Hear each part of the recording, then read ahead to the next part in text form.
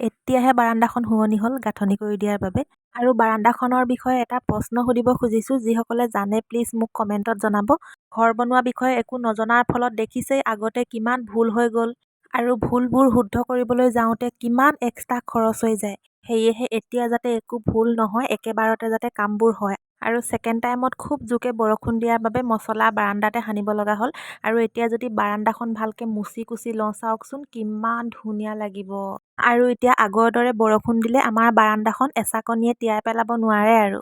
আৰু এতিয়া আপোনালোকে জনাবচোন, এই যে বাৰাণ্ডাখন গাঁথনি কৰি দিলে আৰু ইয়াততো এনেকৈ স্লেব এখন দি দিব, এইটো ছাইডেও দিব আৰু এইটো ছাইডেও দিব।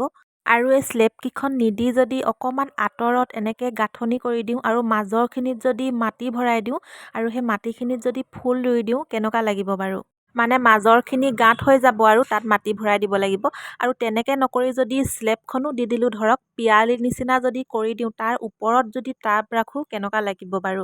মানে অকল স্লেবখন দি থ'লে আজিকালি খৰা খৰা লাগে, কিন্তু এই চিৰিখন কিন্তু ভাঙিব লাগিব। চিৰিখন দুইটা ছাইডে অকণমান বহাই বহাই দিব লাগিব আৰু ষ্টেপকেইটা অকণমান সৰু কৰিব লাগিব। আৰু ভিতৰতো আজি এইবিলাক খুটা ঢলা হৈ গ'ল বাৰু।